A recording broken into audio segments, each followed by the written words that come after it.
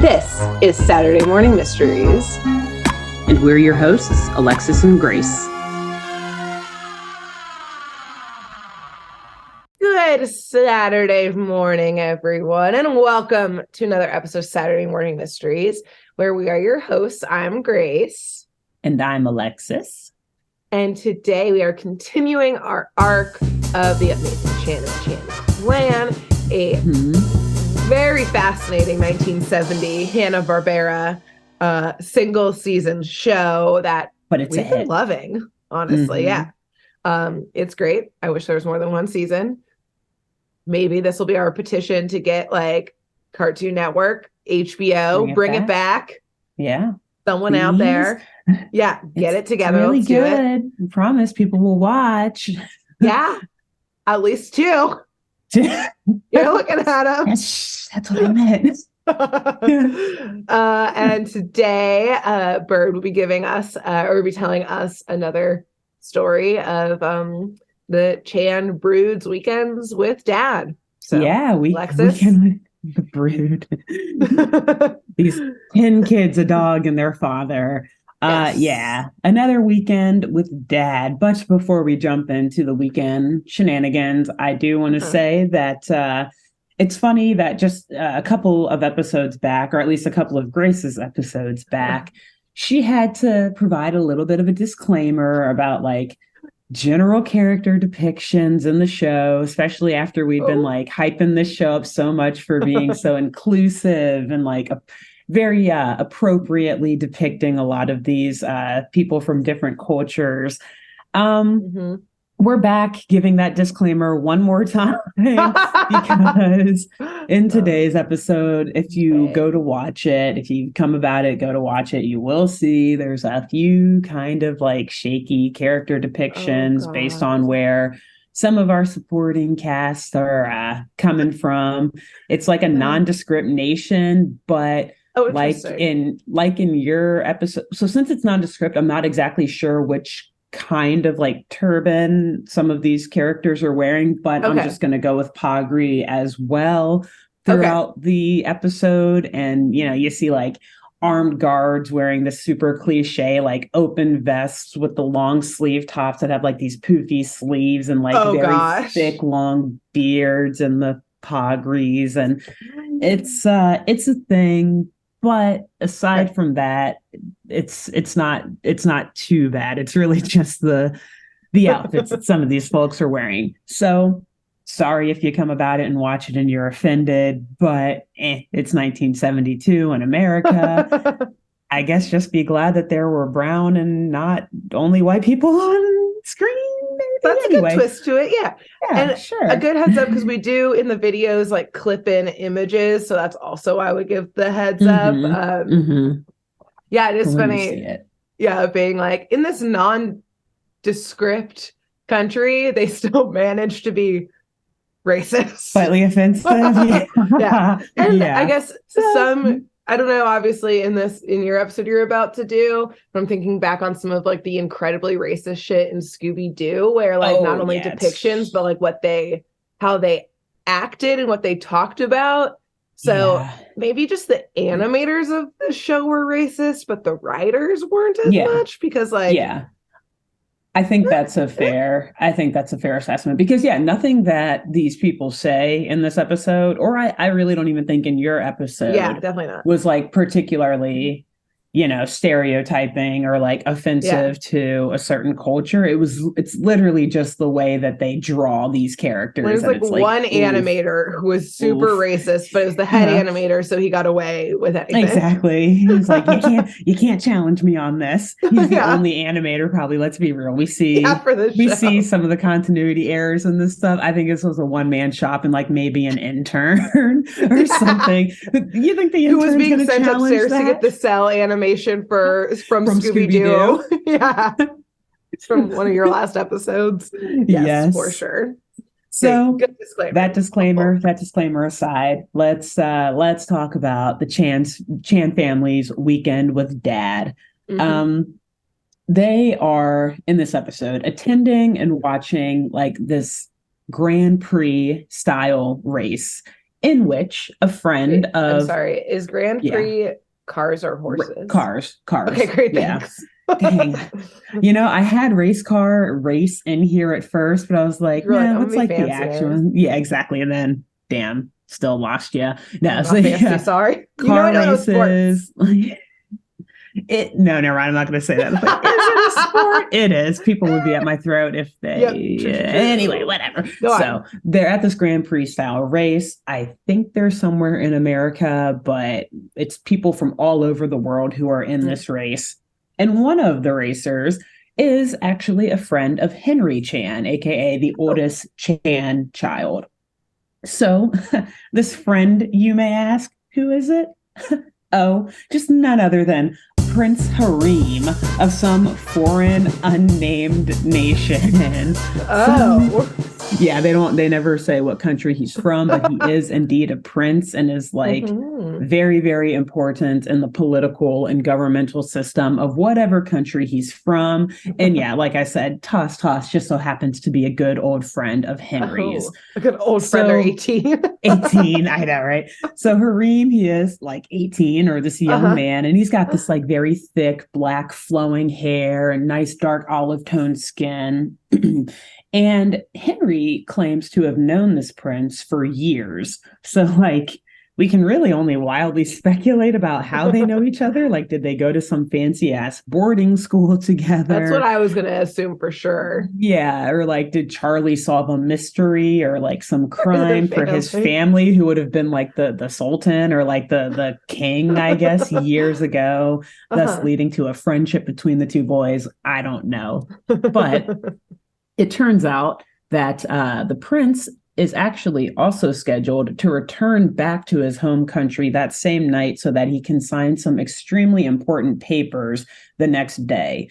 And these papers, which are described by the prime minister, we'll talk about him more later, but they essentially sound like some sort of treaty, maybe with another nation or some trade deal. I don't know. But essentially, they're saying that the papers and the prince signing them is going to guarantee the safety of his nation. So very important stuff here. Sir, you should not be racing cars today. Not be. Go home. And the prime minister is like on edge too, as he's like standing with the Chans, surrounded by security guards who literally, there's like 6 security guards dressed as I described earlier, but it's all the same person that they use for the 6 of them. So it's very funny. I wasn't going to throw that in there, but it's really funny. I'm sure you'll clip it and put it in there. It's hilarious into our video. So yeah, the PM, he's like super anxious. Like, I can't wait for us to get out of here because the prince has got to be home tomorrow or else our country is essentially going to be in war. But go race your little car. Also, racing is like pretty dangerous. Like he could crash. He could at least like break some bones and be hospitalized or something. I don't know. But anyway, he's the prince. Does what he wants. A prince. He can do whatever he wants. You can't stop this prince. So one of the other competitors in the race is a man by the name of Count Yagesh. And he happens to be, coincidentally, not only the prince's most bitter rival in sport, but also in politics, whatever that means. I don't know if they're from the same country. They look like they're of different ethnicities, so I don't think so. But nonetheless, that's how the prime minister describes Yagesh. And Yagesh, he's a driver. Yes, he's also competing in this race. Okay, this is some Cold War shit. Like, let's fight this war in other subtle on ways. The racetrack. Yeah. Winner gets the nukes. Otherwise, we have to sign this treaty. Treaty. Wow. Okay. 1970. It's a dicey time to have a Cold War episode. That's how they fit. I would rather they do it that way than on a battlefield with unfortunate poor and middle class men being drafted to their untimely death. Anyway, so get on that race car. Get on that race car. You just see them all, instead of being drafted into a war, they're like drafted into crew teams and stuff. They're like fixing these race cars for these like princes and counts. Honestly, I'd love to see that. That'd be kind of cool. If we rule the world, that's how it would be. So like Kevin McCarthy switching a tire. he's like covered in like oil and grease on his face. Like, what do I do? He's like Bernie Sanders, like wiping down a car, like windshield or something. Car's like getting ready Bernie to would be off. like, yeah, we all Bernie have would to be do the this. driver. The collective. Yeah. Mitch McConnell would be like, I can't bend down to do it. Falls over. I can't get up. My fault. I can't get up. Anyways. So Yagesh, though, I have to describe him kind of briefly because he looks kind of funny. His nose is always turned up like he just smelled some shit or something terrible. And he honestly, I don't know how much you watched. Oh gosh, actually, I forget the name of it, but it was another Hanna-Barbera show where they did like these crazy racing events and stuff, and it was like Dick Dastardly was the main villain. I think I know what you're talking about. Yeah, whatever. He kind of looks like him, hilariously again, because it was a Hanna-Barbera show, and I'm sure I don't know if they copied the same cell animation, but they definitely were like looking at it like cheating. Yeah, just use that. Yes, exactly. Anyway, so in this race with Harim and Yagesh and a bunch of other people who we don't care about in this story, great. Harim ends up winning actually in a photo finish. At one point, he takes a big lead, but somehow Yagesh is able to get back on his tail, and it's like, they're neck and neck, but Harim wins.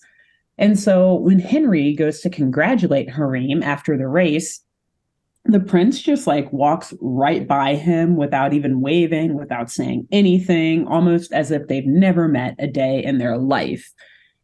And Henry is like, Father, something's wrong. Something's wrong with the prince. Okay, Henry. That was definitely some boarding school romance that happened there. Mm-hmm. Oh, God. Okay.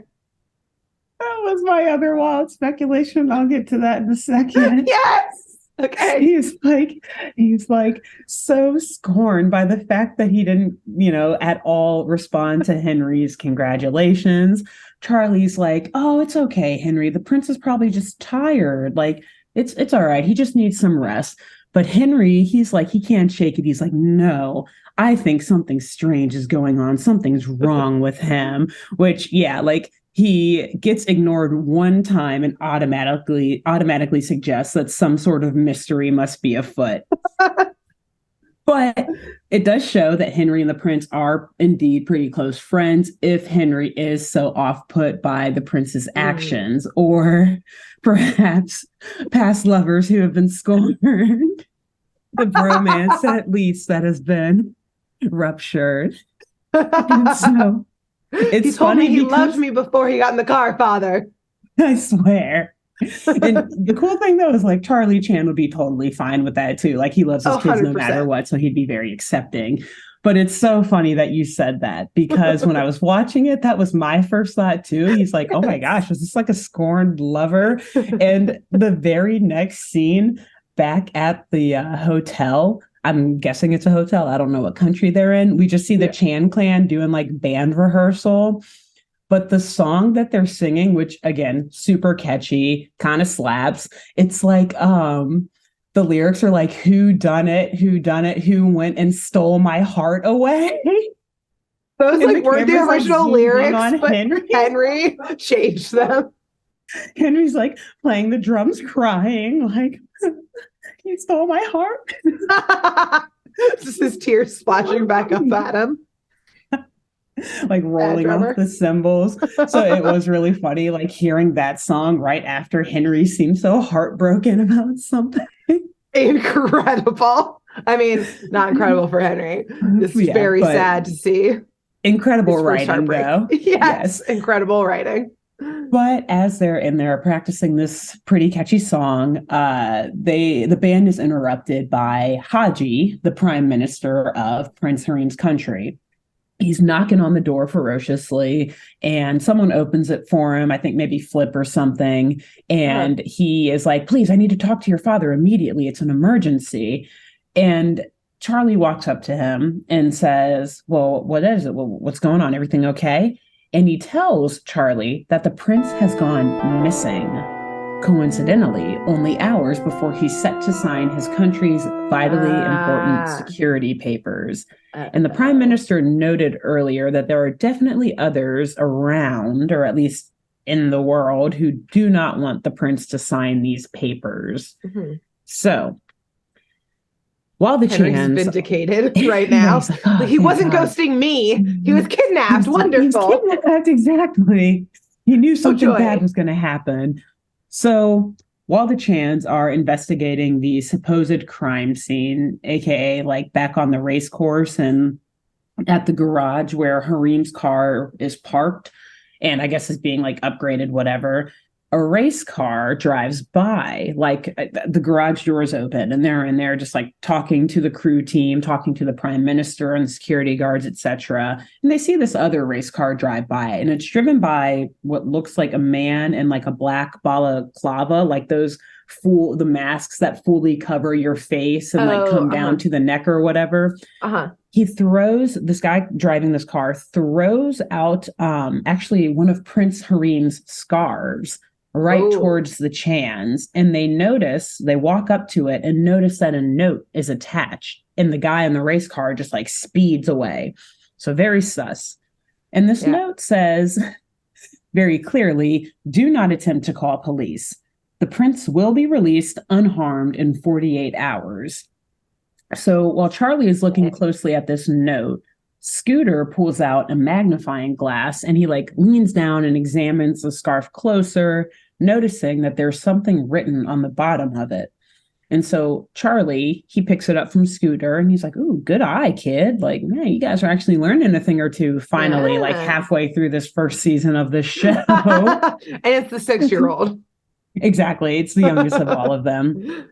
And so Charlie looks at it and he notices that it's the word Osiris that is inscribed or like embossed into this scarf. Okay. And I think it's Susie maybe asks him like, what's Osiris mean? And I didn't really look this up. I'm sure it's true, but Charlie tells him that it's the name of the mythological god of the underworld. Okay. So the prime minister freaks out at this point. Like, okay, well, we need the prince here now. I don't like the fact that there's some devil essentially name on this scarf. What's happening? He needs to sign these security papers tomorrow. We can't wait 48 hours or else our country is going to be in grave danger. He's kind of freaking out, as he should be. Yes. At this point, Count Yagesh then drives by, you know, like out of his race car suit, whatever. He's just looking at them like, hey, is the prince all right? Have you guys found him yet? And the prime minister is like, that's no matter of concern to you, Yagesh. Like, get out of here, kid. We don't need you. Because the PM really does not like Yagesh. But Yagesh is like, dude, I swear, I only want to beat Harim in racing. I really actually do hope that he's okay.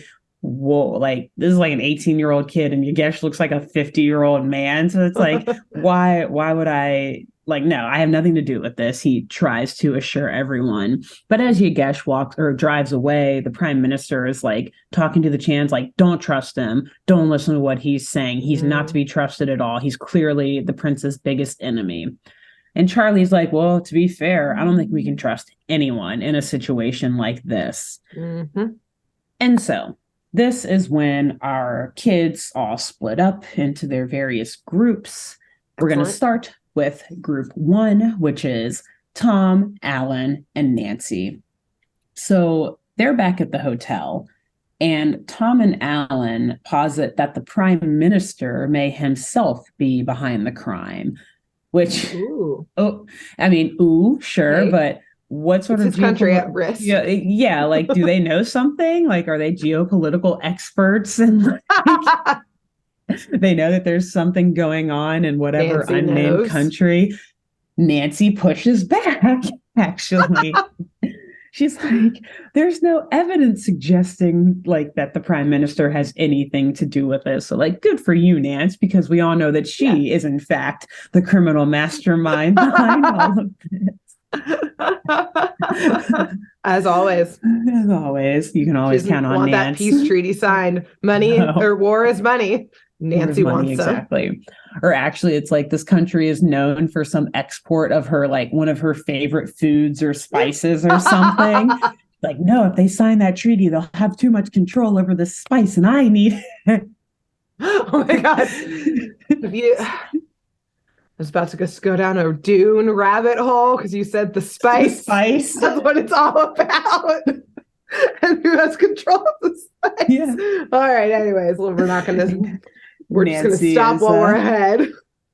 Yeah, no, right. Okay. Because I was about to jump in on that too, but off air, we'll nerd out about Dune at least. But anyway, so at this point, Tom then tells her that this is precisely the lack of evidence that Nancy points out is precisely why they're going to borrow, aka steal, the prime minister's briefcase.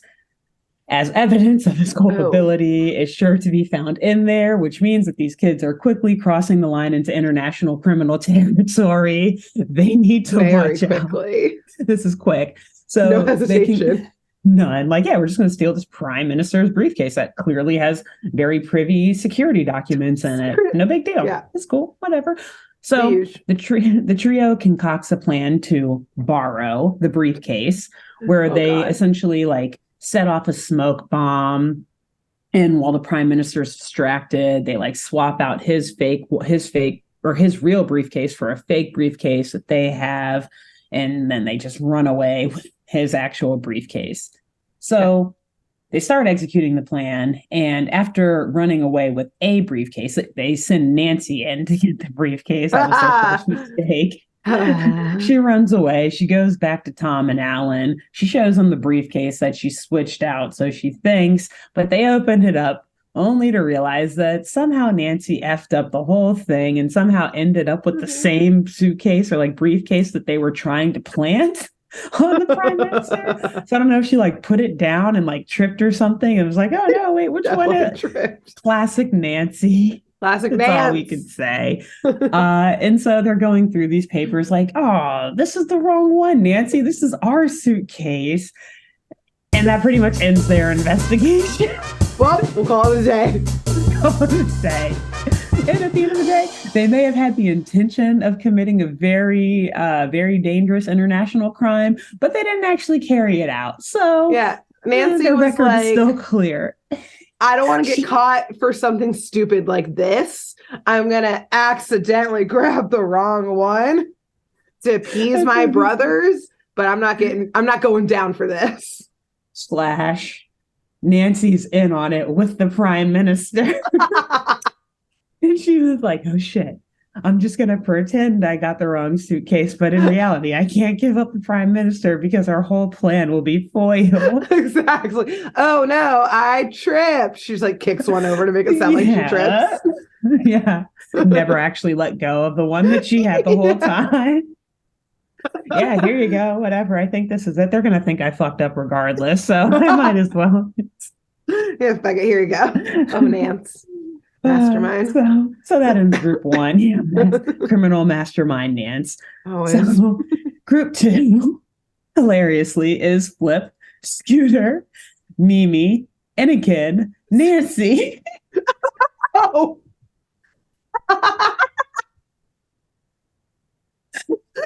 Because either she's been so utterly embarrassed and like admonished by Tom and Alan, and she ditched them because she's done with being bullied by them, or because she realizes that she needs to sabotage all of the various investigations.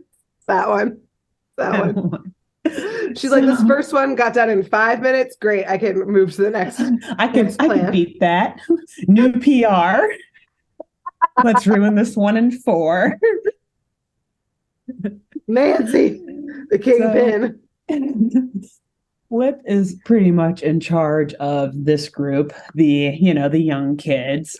And he believes that the prince's crew chief, like the chief engineer in charge of fixing his race car and everything, I think his name is Surat. They believe that he is the one to blame for the crime. Pretty much the only reasons why are because this guy, he's got a scar on his face and he's got shifty eyes, like he's always like looking around from side to side. And because he has constant close proximity to Harim, being the man who's like in charge of fixing his race car. So they decide, this group, that they should go and investigate the garage back where Surat was, last seen fixing the car and where the car is stored. And they're like tiptoeing around this garage. They're looking for clues. Again, poor Nance.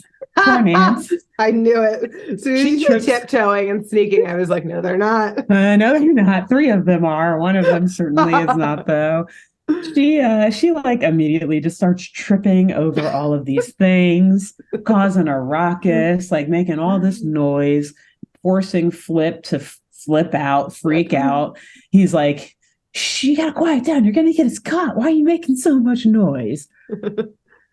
And they make their way through the garage a little bit more into the storage room and the back of it.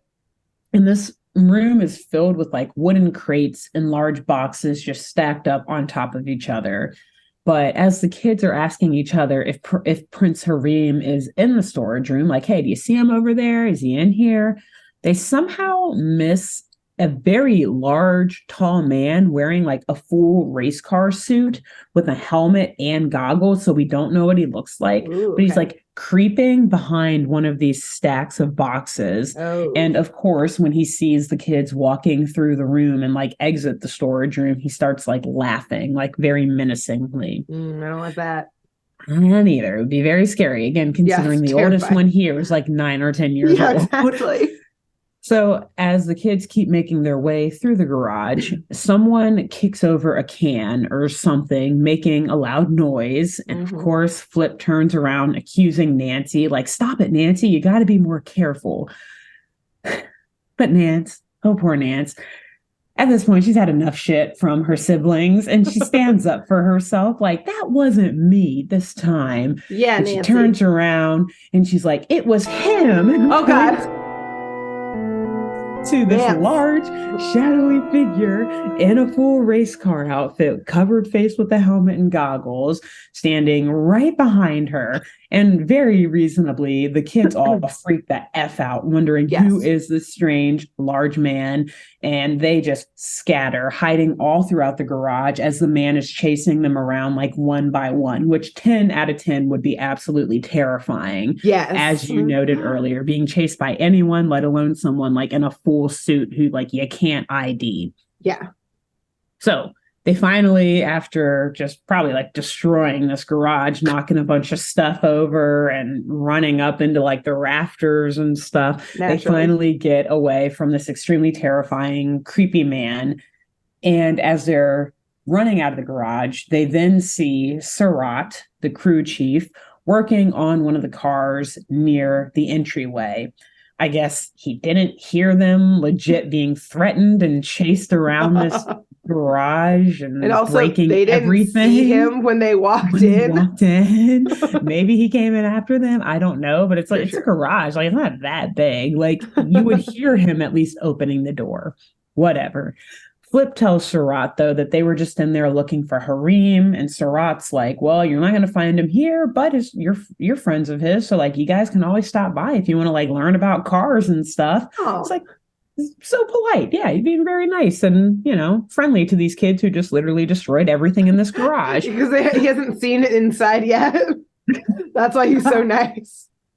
2 seconds later, he, like, walks back into the storage room and is like, okay, fuck those kids, never mind. I'm gonna kidnap those kids next. Yep. And that pretty much is the end of Group 2's investigation. Okay. So, yeah. Hey, Nancy, like I said, she's breaking records here. So she was like, this one was so easy. Super easy. So now we've got Group 3, which is Henry and Stanley. And Henry and Stanley, from the jump, they pretty much suspect that Yagesh is behind the prince's disappearance. Because for whatever reason, Henry is like, yeah, Yagesh obviously has the most to gain in the event that the prince has disappeared. So clearly these two are not only racing experts, but they are also geopolitical experts All as the well. kids are. All the kids are. They know. They read. They know. I will say, again, unclear for the other kids and the geopolitical experts, but most likely some of this geopolitical knowledge was just the pillow talk between Henry and Harim. Just spilling state secrets. Harim's like, Henry, do you know how hard it is?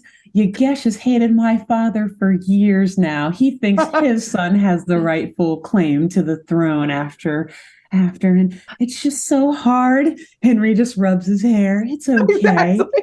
Okay, Henry's like curling his hair, and Yagesh is like, they always ask me how the nukes are, but they never ask me how I am.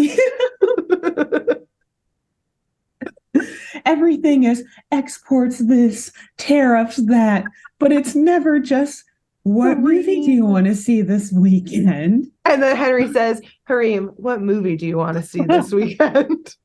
Heart Eyes. Yep.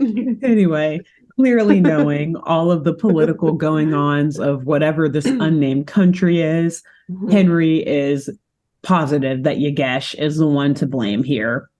So he and Stanley, they hop into the Chan van. They turn it into like a dune buggy so that they can like easily traverse this race course and go through the fields and the roads near the racetrack. And as they're driving around, they notice that there's this rolled up canvas mat kind of tucked away in some bushes just off of the racetrack. And so they go to investigate the rolled up mat, and they like unroll it, and they realize that it's painted like a roadway. And so they surmise that someone was using the canvas to make it look like the road led somewhere that it actually did not. So like, maybe someone rolled it out and then like someone drove their car down it. Wile E. Coyote shit. Straight up. Hey, Hanna-Barbera. Looney Tunes and all the same, pretty much. Yeah. So seeing this as a clue, but uncertain as to what the clue means, they decide that their next best bet is to find Count Yagesh and just tail him, follow him around to wherever he may be holding Prince Harim.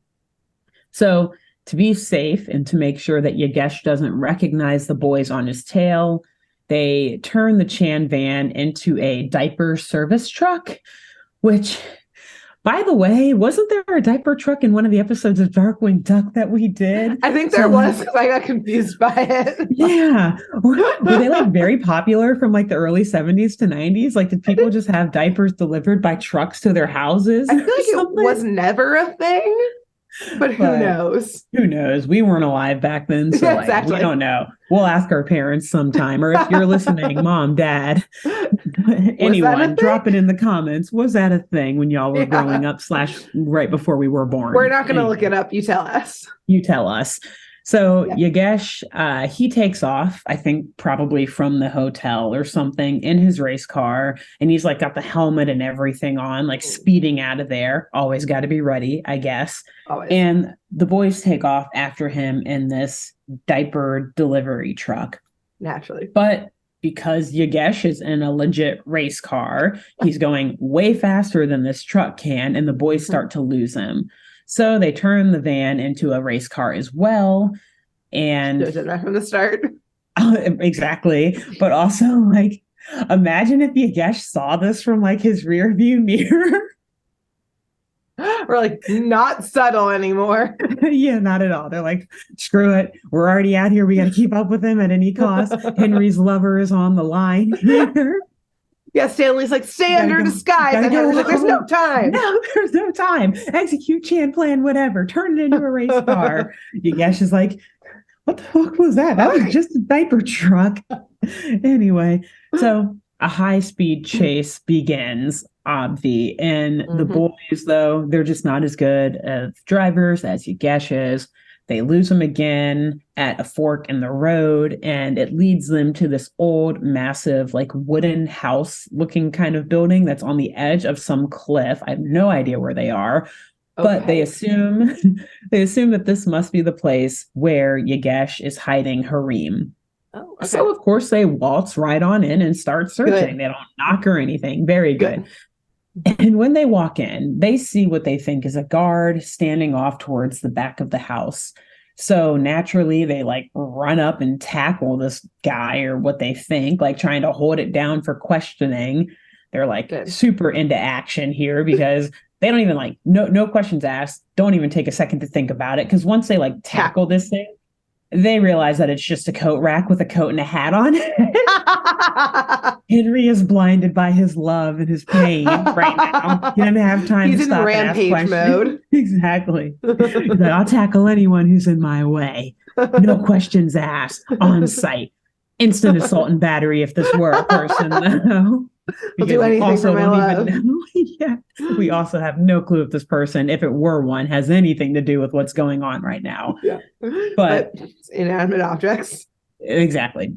So they continue to investigate the building after that little moment of embarrassment. They're like, okay, did anyone see that? No, just us. Oops.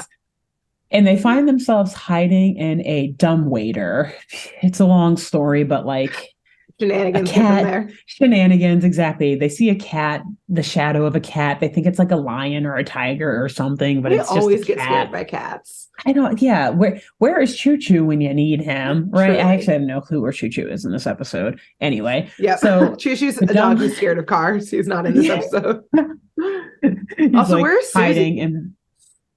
Okay, we will get to Susie. Okay, got it. Go on.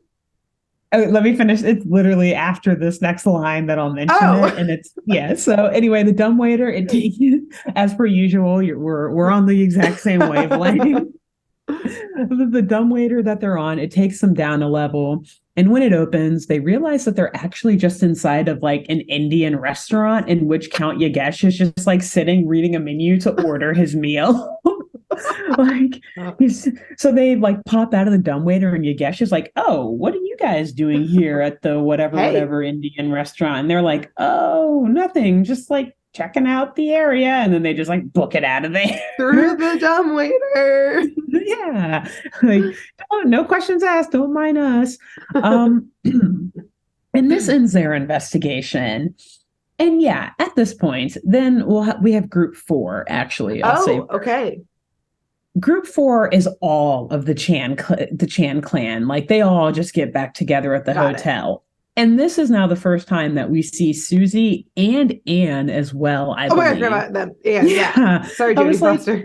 Sorry, Jodie. My bad. Because at this point, I was asking the same question as you. Like, wait, where's Susie? Where's Anne? Where are they? And this is a callback to, I think, maybe last week's episode. I forget. We joked about this for a minute, but I was like, on the cruise episode. It was the cruise one. Yeah, it's like Susie comes and goes as she pleases. She's like probably been chilling at the hotel. She's like, I don't care about racing. She's like, I would be into this if I thought Harim was into me, but he's clearly into Henry. So, and all the other race car drivers are 50-year-old men. So yeah, gross. Illegal. Yeah, where the teens? Maybe even in the 70s. Yes. So yeah, now we finally see Susie and Anne, the Chan clan. They're all together now. They're like hanging out outside of the hotel, realizing that they are all way in over their heads as we have like an international crisis essentially at our hands here. And so they decide that they need to band together in order to finish the investigation and find Harim. And so they're outside. Look, I don't know where the hell they are, to be honest, but they are with this giant, like, hawk type bird that's perched on this cool little post. And Henry is like, this is Saladin, Harim's hunting bird. Oh. And the bird is, I say it's a hawk, well, one, because it looks like a hawk, falcon. But also, it probably is. You're probably right. Because it's like extremely intelligent, Harim's pet bird. And Henry is like, yeah, the cool thing about Saladin is that it can find Harim anywhere at any time just by following his scent. Falcon, you think? Well, I'm just picturing Falcon because I'm now just picturing or in this undisclosed location, that they're in like Mongolia or something. And then it makes me think of, all right, this is too in depth. Then it makes me think of definitely in Mulan, the like Attila the Hun, like type guy has a falcon. Menacing bird. Yeah. Yeah, it's definitely a falcon. Always flew back to him. Always came back. So, yeah. Anyways. Yeah, so Henry is like, we'll use Saladin to follow the scent of Harim, and we'll follow him, and then we'll know where the prince has been taken. Y'all should have done that from the jump, but yeah, what the hell, Henry? Maybe if you they didn't knew know so where much the bird about was. Saladin. True. How they came about it now doesn't matter. Who cares? Yep. So Henry's essentially like, go, Saladin, be free. Find Harim. Just like, let them free. Bird like, never comes back. The bird like leads them off a cliff. Because the Chans, as once Saladin takes off, the Chans all load up into the Chan van and they're like booking it, following the bird, like looking out the sunroof to make sure they're still on his tail or on his trail. And no, so the bird does actually lead them to a harbor where a large ship is docked. We're going back to boats again. I think this is like 3 episodes in a row. Yes. Where is this country? Where are no they? Clue. Where are they from? So the kids, they search around the ship, creating just utter chaos in the process. Like you've got the younger kids are like hiding in lifeboats that are hanging along the side of the hull, like pulling them up and down, and they're swinging all over the place. The middle kids are up in the engine room and like the radio control room, like messing with controls. Pirate style swarmed this ship. Yes. There are like 10 of them. That's like a whole crew. It's true. That's a crew. And of course, somehow while Henry and Stanley are, searching the deck of this ship, they encounter all of these men wearing like Frankenstein type costumes who then start chasing them around throughout the boat. I'm just leaving it at that because there's no other explanation as to how or where these men came from, why they're wearing these Frankenstein costumes. Great. Just know that the boys are being chased. It's happening. And so finally, after all of these shenanigans, the kids, they locate Prince Harim. I think it's one of the boys sees him. It's one of the younger boys, like either Tom or Flip, maybe. Okay, so Falcon did do his job. Yes, he did. He actually did the job. He led them to the ship, and Harim happens to actually be on the ship. They see him through a cabin window. So they all like call in on their Chancom watches or whatever, and are like, guys, I found the room.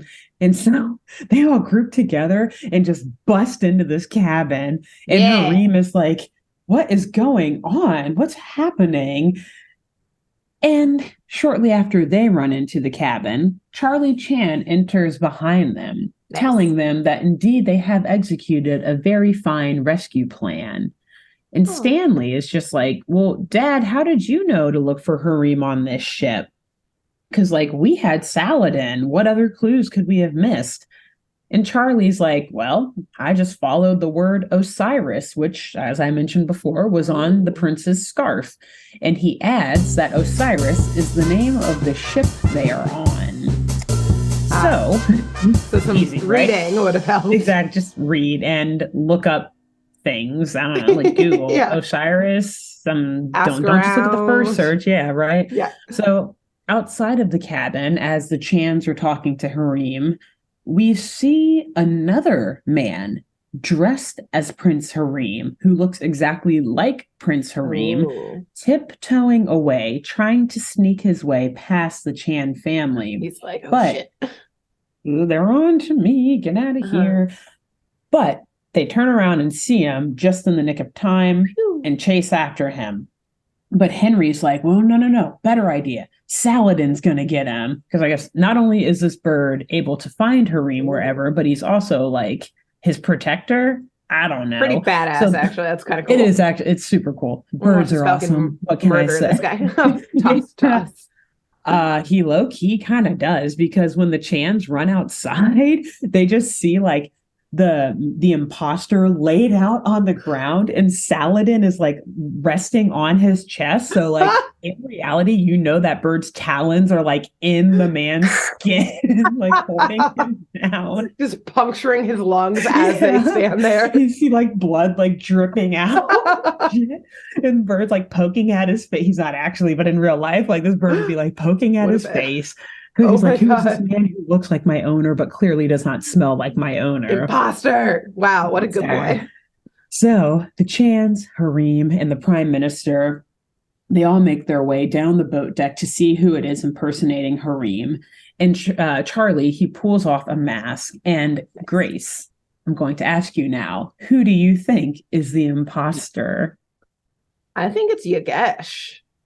Okay. Yeah, I think it's the Count Yagesh. I do think he has the most to gain in this Cold War situation, especially after it's whatever Cold War situation is happening. He wants those nukes. I think also a bit of wild speculation in that moment in which the Prime Minister accused him, and they had a little like, well, don't accuse me, like pointing fingers at each other. I think that was also a scorned lovers moment happening between them. That's why he's bitter. Yeah, a Romeo and Juliet style, like their families like would never allow them, their countries would never allow them to be together. So I think it's Yagesh. I think it's the Count. That's why Prime Minister was like, don't trust that man. He broke my heart once, he'll do it again. Exactly. That's what I think. Well, unfortunately, you're not right. I like your wild speculation. And if this episode made sense, that probably would be who it was. But don't feel bad for not getting it right, because the actual culprit is a character that we literally have not seen yet. God damn it. A man by the name of Zhang Will? I don't know. But anyway, he is a master of disguises. Stanley's my next note is Stanley could learn a thing or two. Stanley's like taking notes, like, told you it works. Nice. So this guy, though, he looks like your typical villain. He's got this very thin face with like pointy cheeks and a pointed chin and beard, thick, like very dark but narrow eyebrows. He's bald on top and has like some hair on the sides with like very deep bags under his eyes. Like he just like, I'm tired. The spy life, the master of disguise life. It's wearing down. Ready to pass my baton to another master of disguise. And Henry's like ready to catch Stanley's ready to like catch the bouquet. Like flies over him. Nancy catches it. Just smiles. It's me. So anyway, Charlie looks at the Prime Minister and Prince Harim like, do you know this man? Oh. And Harim is like, yes, indeed I am. I'm familiar with him. And the PM chimes in like, yes, he's a spy who was hired by our enemies to keep the prince away long enough to serve their purposes. Clearly, the writers did not want to get into the weeds of the geopolitical matters at hand between these two nations, so they just leave it at that. They're like, there was a treaty. Enemies. This dude didn't want it. His country didn't want it. There are enemies, so he's a spy. Boom. Don't sign it. That's all we got. Wow. We're here to make cartoons, not to talk shop. So let me explain how all of this happened, because I skipped some things earlier at the beginning of the episode to add more intrigue and mystery, right? So during the race, during like one of the last laps or something, after Harim had taken a pretty wide lead on the rest of the competitors, we see a group of men again in some sort of, like a pogries or something in brown suits. They receive a call via walkie-talkie that orders them to, that the coast is clear. Now is the time. And so at that moment, they pull back one of the walls of the racetrack and roll out that canvas mat that was painted like a road. And so it makes it look like the racetrack takes an extra turn. And the canvas mat actually leads directly into a shed off or like behind the race course. So since Prince Harim was in the lead, he takes the turn, not realizing it to be a trap, which like, bro, in these kind of races, you're doing. Yeah, exactly. First of all, and you do like 500, you do hundreds of miles. Like you drive around the circle many times. You study the race course. Like, did you not? Whatever. He was so shattered by seeing Henry beforehand. He was nervous. Yeah. He wanted to impress Henry. And so he drives down this fake road into the shed, which also he's like, I don't remember this shed being part of the race course, but I'll drive in anyway. And in the shed, he was kidnapped.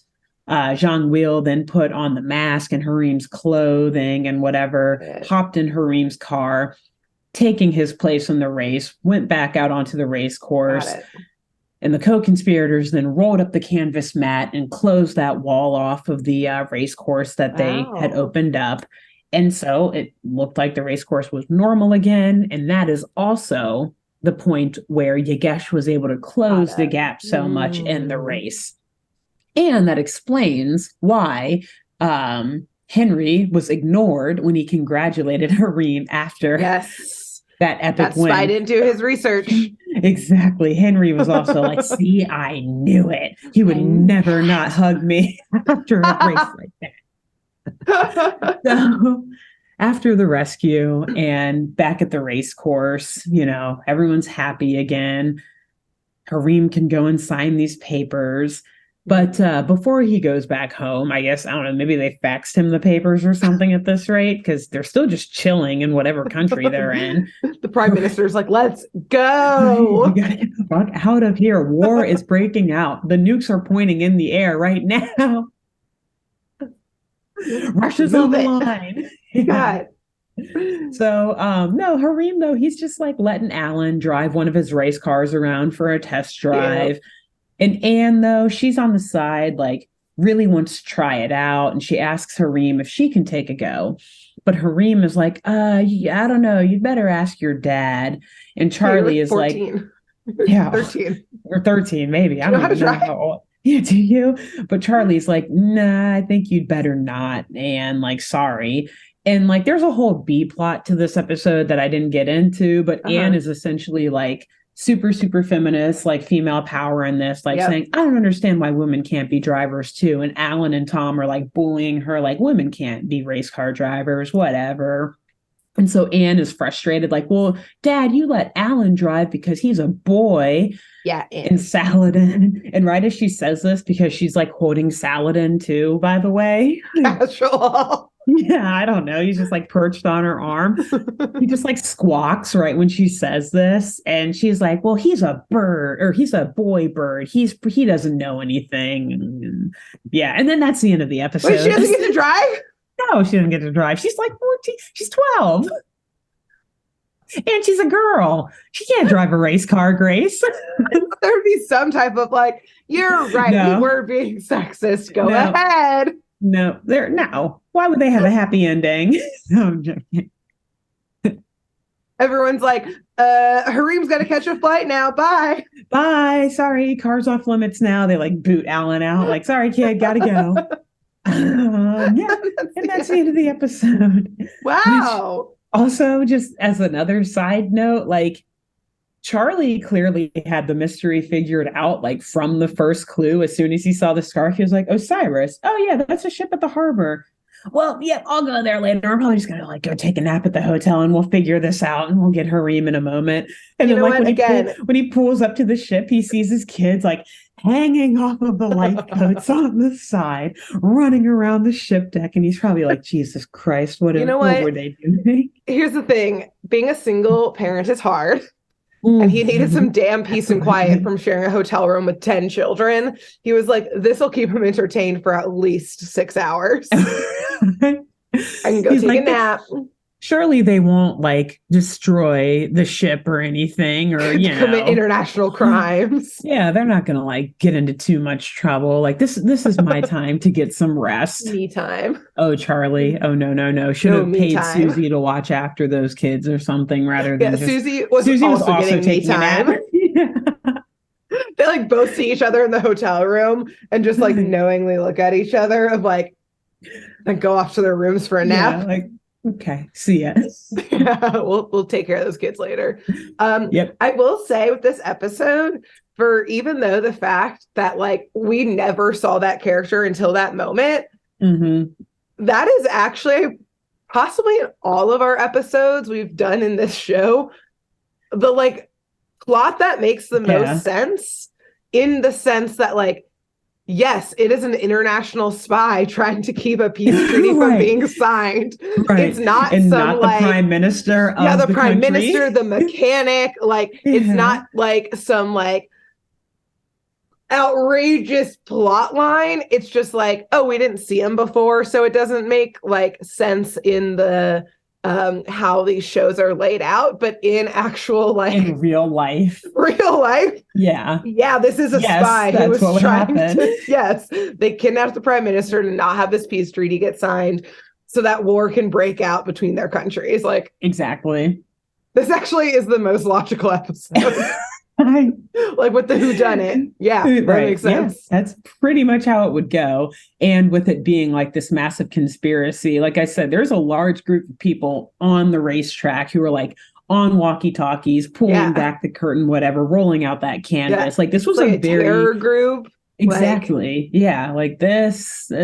I will say too, though, was it my first episode, The Weekend in Hawaii? Like that was also very, like that made sense too. Like, yeah, it would be, I guess, the manager who is stealing from the guests. Like, I guess, whatever. But yeah, the kids, listen, for this episode in particular, the kids don't get geopolitics. They don't know how this stuff works. They're like, yeah, the prime minister of the country that's about to get bombed wants to get bombed. Duh. Yeah. Harim, while flying back to the country with obviously Henry's bringing him back with him, he's just like, oh, honey, you're you're the trophy wife. You don't get involved in the geopolitics. Remember, we talked about this. Geopolitics, world politics is my thing. He's like stroking his face. Yeah. You just come and cheer me on at the races. Yeah, exactly. Don't ask questions other than I that. love you so much, honey, and you're smart in your own way, but you're going to start a war, okay? Okay, and we can't have that. We can't. Remember what happened last time? And he's like, okay, honey, I'm sorry. I just get excited. Sad. Yeah. I was worried about you. But I used the Falcon. And he's like, you did. That was good, honey. Good. And it worked. You found me. Yeah. But like your dad had it under control. Yeah. Next time, call my CIA. Yeah. Right. Call my Secret Service first. Yeah. Okay. We'll figure it out. Okay. Yeah. Yeah. Well, wow. Now Henry I loved knows this episode. For the future. Yeah, it was great. Yeah. It was good. All the, slightly offensive, low-key racist depictions aside, which again, it was literally just in the way they drew these people, considering again that it's like in the 70s, not like 50 or 40 something, when like maybe that would have been more, or like the 1800s even, like when that was the more traditional garb of the like security guards in particular, as you'll see. The prime minister, though, he's just wearing, like, honestly, he's just wearing like a nice blue suit. Yeah, like a regular suit. He's got this like red waistband on with it too, which is kind of like, but it could have been like, wearing actually, in the 70s. But yeah, I think that like it's not bad. It's really just the security guards that look Which again, because they literally use the same character for all 6 of them, and they have just like the pogrees and like open vests. That's the thing that like again, like in my episode, like they would be wearing bulletproof everything. Exactly. That's what Secret Service wears, is bulletproof things. Yes, even in the 70s, I don't think they were wearing that. There's no protection whatsoever. Yeah, they were not like the flowiest sleeves. Like they would be getting stuff caught in their arms. No, exactly. No. So yes, wow, great job. Fun episode. That was a fun episode. Good job. Thank you. I think it was called Double Trouble is the name of it, like episode 9, I think. Yeah, so cool.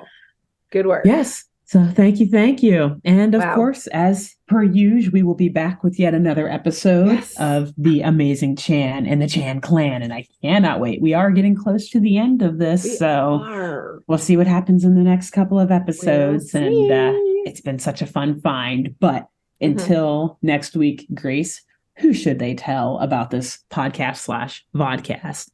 You should tell a race car driver. You know, there are some of those races. I mean, especially the ones that like aren't just like on like the circular track, ones that actually are like going long distances. They got to listen to something. Tell a race car driver, binge this podcast, binge this show while they drive. They're listening to that instead of like their crew telling them like what to do to like get ahead. Yeah. The crew's like trying to get in touch with them, like, hey, you need to slow down. You're going to blow this gasket. You're going to blow it. And they're just like, Hareem.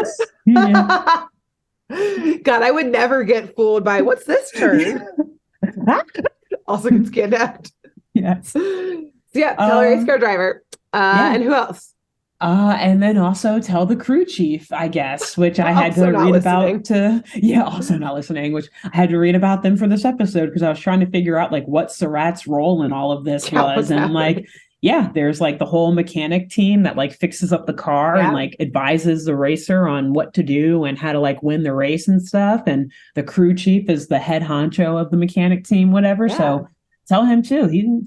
Or her, I suppose I should, be inclusive. The list that I found was only men, though, of crew chiefs, of course, and most NASCAR or whatever racing environments. But tell them, I'm sure they don't have any like thing to fix or anything like an entire garage to fix after these kids fucked it up. That's why we didn't see Surratt the rest of the episode. He was busy cleaning up his fucking garage. Exactly. And tell them that there's a whole episode of this podcast dedicated for them. We need that for them. We need that new demo. Plug to watch the podcast on YouTube. If you're only listening, we just did a nice little cute nose bop into our camera for our Chief crew mechanic team demo. For mechanic you're demo. Out there. Yes. Yep. Amazing. Great. Cool. Great job. And thank you. We'll see y'all Until next week. Bye. Bye.